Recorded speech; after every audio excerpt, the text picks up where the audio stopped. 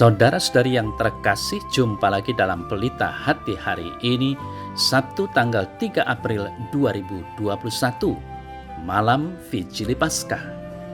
Bersama saya Romo Thomas Suratno SC dari Paroki Cilandak, Jakarta Selatan, mendengar dan merenungkan Sabda Tuhan, yakni firman Tuhan yang tersurat dalam Injil Markus, bab atau pasal 16 ayat 1 sampai dengan 7.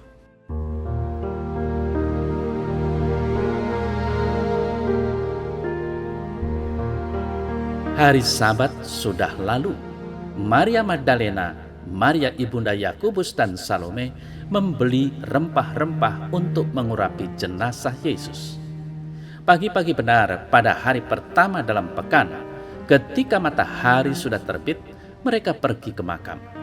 Mereka bertanya satu sama lain, siapakah yang akan menggulingkan batu dari pintu makam bagi kita? Ketika mengangkat mata, mereka melihat batu sudah terguling. Batu itu sangat besar. Mereka masuk ke dalam makam dan melihat seorang pemuda duduk di sisi kanan. Ia memakai jubah putih. Mereka sangat terkejut. Pemuda itu berkata kepada mereka, "Jangan takut, kamu mencari Yesus dari Nazaret yang tersalib itu. Ia sudah bangkit dan tidak ada lagi di sini. Lihatlah tempat ia dibaringkan. Pergilah, katakanlah kepada murid-muridnya dan Petrus bahwa ia mendahului kamu ke Galilea. Di sana kamu akan melihat dia seperti telah dikatakannya kepadamu."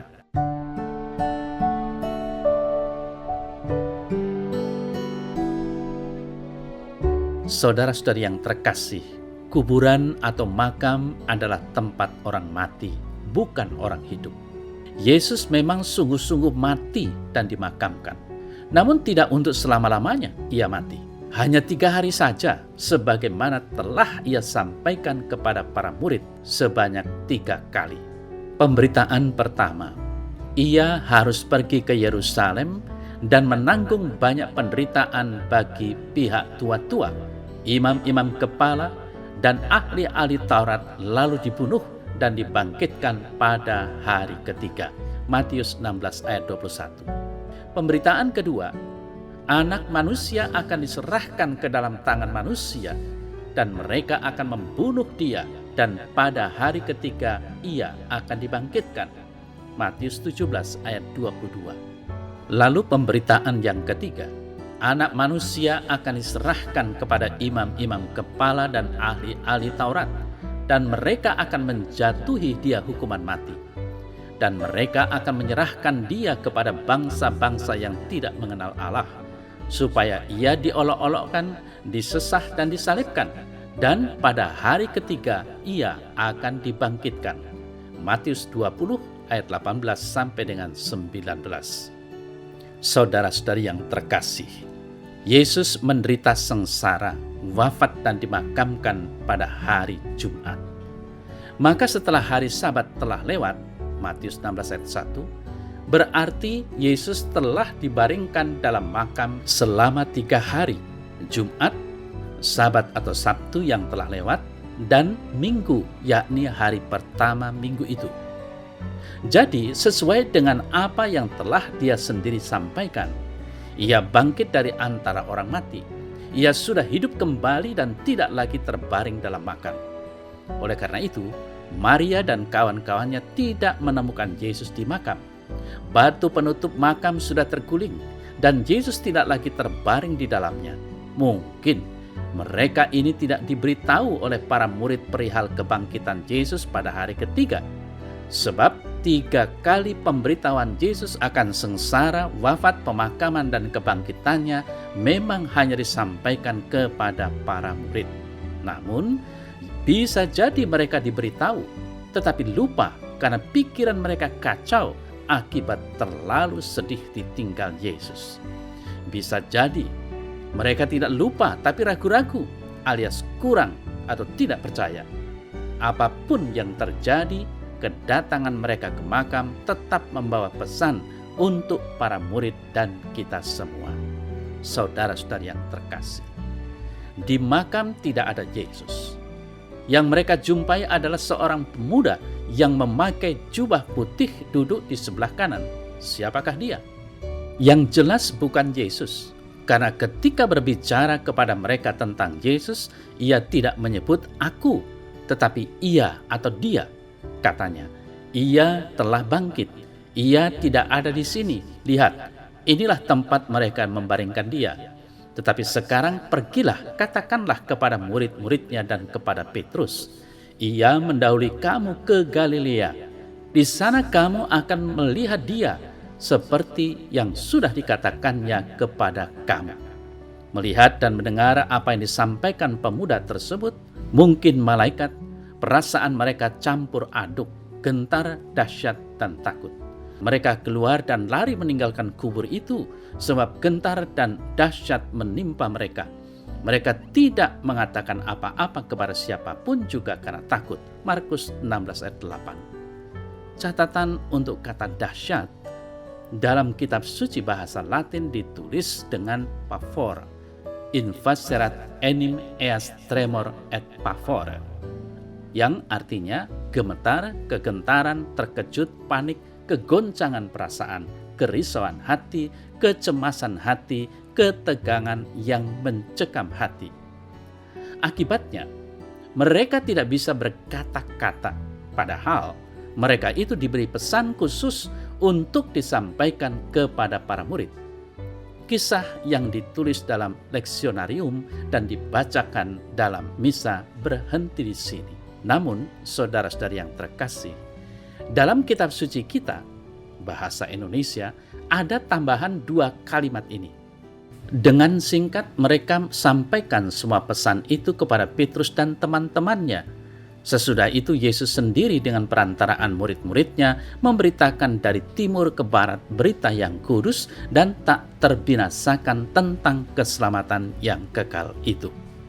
Nah, kalimat ini tidak termasuk pada ayat 8 maupun ayat 9 dari Injil Markus bab 16. Di dalam kitab suci bahasa Yunani dan bahasa Latin terdapat 2 versi. Ada yang mencantumkan kalimat tersebut, namun ada juga yang tidak. Demikian pula dalam bahasa Inggris. Meski demikian, dalam kisah paralelnya, Matius 28 ayat 1 sampai 10 memberi kesaksian bahwa para wanita itu kendati mengalami ketakutan, mereka juga bersukacita dan memberitakan hal tersebut kepada para murid. Jadi, kita anggap saja benar bahwa para wanita tersebut menyampaikan pesan kepada para murid bahwa Yesus telah menunggu mereka di Galilea. Dan saya rasa inilah yang paling penting untuk kita renungkan.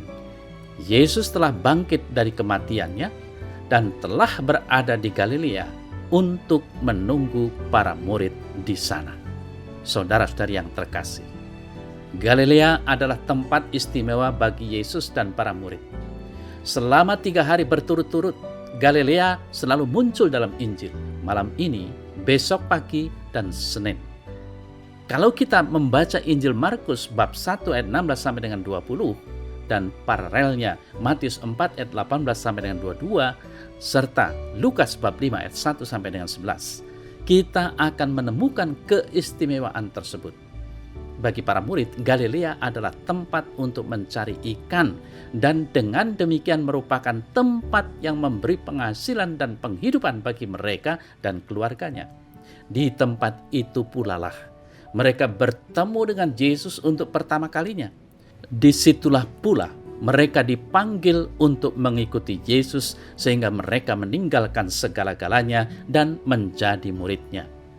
Kalau pada waktu itu mereka mau meninggalkan segala-galanya dan mengikuti Yesus, tentu ada harapan yang besar yang mereka gantungkan pada pribadi Yesus. Namun, ketika Yesus menderita sengsara dan wafat di salib, seolah-olah harapan itu sudah hilang. Saudara saya terkasih, kini mereka diminta kembali ke Galilea. Yesus yang telah bangkit sudah menunggu di sana. Hal ini sebenarnya sudah disampaikannya sebelum ia menderita, wafat dan bangkit. Kamu semua akan tergoncang imanmu, akan tetapi sesudah aku bangkit, aku akan mendahului kamu ke Galilea. Markus 14 ayat 27 dan 28. Penginjil Markus tidak mengisahkan apa yang terjadi di Galilea pada saat mereka berjumpa kembali dengan Yesus. Namun, tentu saja hati para murid diliputi oleh sukacita dan harapan baru. Mereka yang sedih karena kematian Yesus kini bersukacita karena Ia telah bangkit dan hidup kembali. Mereka yang telah kehilangan harapan kini memperoleh harapan baru berkat kebangkitan Yesus. Inilah Paskah bagi kita. Yesus bangkit dan membawa harapan baru bagi kita, maka marilah kita bersukacita. Yesus mengundang kita untuk pergi ke Galilea dan berjumpa dengannya yang telah bangkit mulia. Kita tidak perlu pergi ke Danau Galilea di Palestina. Yesus senantiasa hadir dan menyertai kita. Dimanapun kita berada, asalkan kita mampu menyadari kehadiran Tuhan, maka setiap tempat dan kesempatan dapat menjadi Galilea bagi kita, di mana kita berjumpa dengan Tuhan yang membawa hidup dan harapan baru.